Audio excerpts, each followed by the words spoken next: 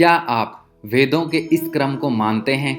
जड़, वृक्ष, प्राणी, मानव, पितर, देव देवता, भगवान और ईश्वर। सबसे बड़ा ईश्वर परमेश्वर या परमात्मा होता है। वेदों में जिसे ब्रह्म कहा गया है उसका अर्थ है विस्तार, फैलना, अनंत, महाप्रकाश। प्रत्येक धर्म में देवी और देवता होते हैं। यह अलग बात है कि हिंदू अपने देवी देवताओं को पूजते हैं जबकि दूसरे धर्म के लोग नहीं पूजते। अतः यह कहना कि हिंदू धर्म सर्वेश्वरवादी धर्म है गलत होगा। पहले धर्म को पढ़ें और फिर कुछ समझें। कुछ विद्वान कहते हैं कि हिंदू देवी या देवता 33 कोटि अर्थात प्रकार में रखा गया है और कुछ कहते हैं यह सही नहीं है। दरअसल वेदों में 33 कोटि देवताओं का जिक्र है। धर्म गुरुओं और अनेक बौद्धिक वर्ग ने इस कोटि शब्द के दो प्रकार से अर्थ निकाले। कोटि शब्द का एक अर्थ करोड़ है और दूसरा प्रकार अर्थात श्रेणी भी। तार्किक दृष्टि से देखा जाए तो कोटि का दूसरा अर्थ इस विषय में अधिक सत्य प्रतीत होता है अर्थात 33 प्रकार की श्रेणियां या प्रकार के देवी देवता। परंतु शब्द व्याख्या, अर्थ और सबसे ऊपर अपनी अपनी समझ और बुद्धि के अनुसार मान्यताएं अलग अलग हो गई। वेदों में जिन देवताओं का उल्लेख किया गया है उनमें से अधिकतर प्राकृतिक शक्तियों के नाम हैं जिन्हें देव कहकर संबोधित किया गया है। दरअसल वे देव नहीं हैं। देव कहने का उनका महत्व प्रकट होता है। प्राकृतिक शक्तियों को मुख्यतः आदित्य समूह, वसु समूह, रुद्र समूह, मरुतगण समूह, प्रजापति समूह आदि समूहों में बांटा गया। यहाँ ध्यान देने वाली बात यह है कि कुछ जगह पर वैदिक ऋषि इन प्राकृतिक शक्तियों की स्तुति करते हैं और कुछ जगह पर वे अपने ही किसी महान पुरुष की इन प्राकृतिक शक्तियों से तुलना करके उसकी स्तुति करते हैं। अतः शब्दों का अर्थ देश काल परिस्थिति के अनुसार ग्रहण करना होता है। एक शब्द के कई अर्थ होते हैं। वैदिक विद्वानों के अनुसार 33 प्रकार के अवयव या पदार्थ होते हैं जिन्हें देवों की संज्ञा दी गई है। 33 प्रकार इस अनुसार हैं। प्रारंभ ने ऋषियों ने 33 प्रकार के अवयव जाने थे। परमात्मा ने जो 33 अवयव बनाए हैं वैदिक ऋषि उसी की बात कर रहे हैं। 33 अवयवों से ही प्रकृति और जीवन का संचालन होता है।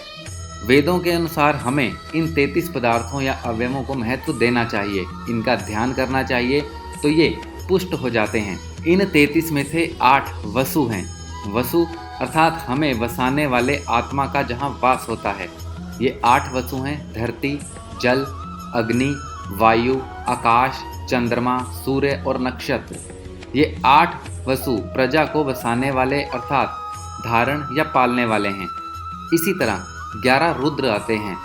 ये 11 रुद्र हैं प्राण, अपान, व्यान, समान, उदान, नाग, कुर्म, किरकल, देवदत्त और धनंजय।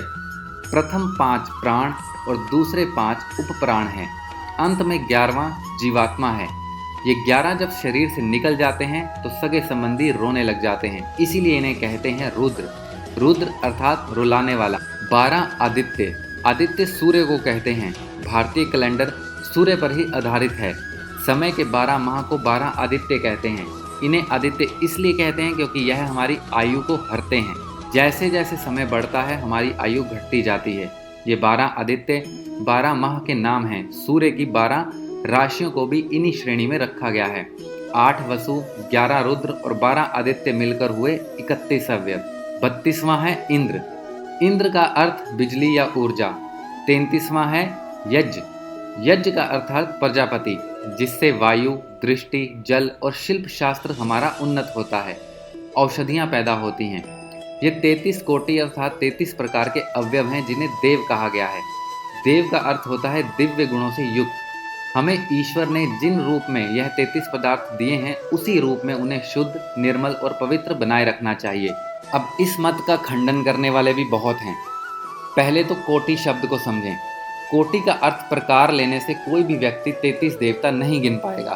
कारण स्पष्ट है कि कोटि यानी प्रकार या श्रेणी। अब यदि हम कहें कि आदित्य एक श्रेणी यानी प्रकार कोटि है तो यह कह सकते हैं कि आदित्य की कोटि में 12 देवता आते हैं जिनके नाम अमुक अमुक हैं। लेकिन आप ये कहेंगे कि सभी 12 अलग कोटि हैं तो जरा हमें बताइए कि पर्जन्य, इंद्र और तवष्टा की कोटि के कितने सदस्य हैं। ऐसी गणना ही व्यर्थ है क्योंकि यदि कोटि कोई हो सकता है तो वह आदित्य है। आदित्य कोटि में 12 सदस्य, वसु की कोटि में 8 सदस्य और रुद्र की कोटि में 11 सदस्य। अन्य तो कोटि इंद्र और यज। इस तरह देखा जाए तो कुल 5 कोटि हुई। तब 33 कोटि कहने का क्या तात्पर्य है? और ये कैसे ज्ञात है कि यहाँ कोटि का अर्थ प्रकार ही होगा, करोड़ नहीं? प्रत्यक्ष है कि देवता एक स्थिति है, योनि है, जैसे मनुष्य आदि एक स्थिति और योनि है। मनुष्य की योनि में भारतीय, अमेरिकी, अफ्रीकी, रूसी, जापानी आदि कई कोटि यानी श्रेणियां हैं, जिनमें इतने इतने कोटि यानी करोड़ सदस्य हैं। देव योनि में मात्र यही 33 देव नहीं आते। इनके अलावा मणिभद्र आदि अनेक यक्ष, चित्ररथ, तुम्बरु आदि गंधर्व, उर्वशी, रंभा आदि अप्सराएं, अर्यमा आदि पितृगण, विशिष्ट आदि सप्तऋषि, दक्ष, कश्यप आदि प्रजापति, वासुकी, नाग, इस प्रकार और कई जातियां देवों में होती हैं, जिनमें 2 से 3 हजार के नाम तो प्रत्यक्ष उंगली पर गिनाए जा सकते हैं। प्रमुख देवताओं के अलावा भी अन्य कई देवदूत हैं, जिन्हें अलग अलग कार्य हैं और जो मानव जीवन को किसी न किसी रूप में प्रभावित करते हैं। इनमें से कई ऐसे देवता हैं जो आधे पशु और आधे मानव रूप में हैं, आधे सर्प और आधे मानव रूप में हैं। माना जाता है कि सभी देवी और देवता धरती पर अपनी शक्ति से कहीं भी आया जाया करते हैं। निश्चित ही प्राकृतिक शक्तियों के कई प्रकार हो सकते हैं, लेकिन हमें यह नहीं भूलना चाहिए कि इन प्राकृतिक शक्तियों के नाम हमारे देवताओं के नाम पर ही रखे गए हैं। जैसे चंद्र नामक एक देव हैं और चंद्र नाम का एक ग्रह भी है।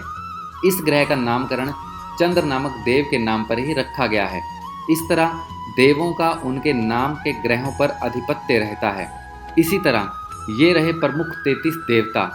12 आदित्य, अंशुमान, आर्यमन, इंद्र, त्वष्टा, धातु, पर्जन्य, पूषा, भग, मित्र, वरुण, विवस्वान और विष्णु। 8 वसु, आप, ध्रुव, सोम, धर, अनिल, अनल, प्रत्यूष और प्रभाष। 11 रुद्र, शंभु, पिनाकी, गिरीश, स्थाणु, भर्ग, भव, सदाशिव, शिव, हर, शर्व और कपाली। 2 अश्विनी कुमार, 1 नासत्य और दस्त्रय। कुछ विद्वान इंद्र और प्रजापति की जगह 2 अश्विनी कुमारों को रखते हैं। प्रजापति ही ब्रह्मा हैं, तो ये कुल हुए 33। इसके अलावा ये देवता भी हैं 49 मरुतगण। मरुतगण देवता नहीं लेकिन देवताओं के सैनिक हैं। वेदों में इन्हें रुद्र और वृषि का पुत्र कहा गया है, तो पुराणों में कश्यप और दिति का पुत्र माना गया है। मरुतों का एक संघ है जिसमें कुल 180 से अधिक मरुतगण सदस्य हैं, लेकिन उनमें से 49 प्रमुख हैं। उनमें भी 7 सैन्य प्रमुख हैं। 7 मरुतों के नाम हैं आवह, प्रवह, समह, उद्वह, विवह, परिवह और परावह। यह वायु के नाम भी हैं। इनके 7 गण अलग अलग जगह पर विचरते हैं। ब्रह्मलोक, इंद्रलोक, अंतरिक्ष, भूलोक की पूर्व दिशा, भूलोक की पश्चिम दिशा, भूलोक की उत्तर दिशा और भूलोक की दक्षिण दिशा। इस तरह से कुल 49 मरुत हो जाते हैं जो देव रूप में देवों के लिए विचरण करते हैं। 12 सांध्य देव, अनुमता, प्राण, नर, वीर्य, यान, चिति, हय, नय, हंस, नारायण, प्रभव और विभु।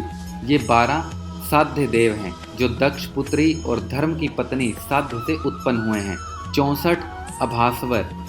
तमोलोक में 3 देवनिकाय हैं, अभास्वर, महाभास्वर और सत्य महाभास्वर। ये देव, भूत, इंद्रिय और अंतःकरण को वश में रखने वाले होते हैं। 12 यामदेव, यदु, ययाति देव तथा ऋतु, प्रजापति आदि यामदेव कहलाते हैं। 10 विश्वदेव। पुराणों में 10 विश्व देवों का उल्लेख मिलता है जिनका अंतरिक्ष में अलग अलग लोक है। 220 महारजिक। 30 तुषित।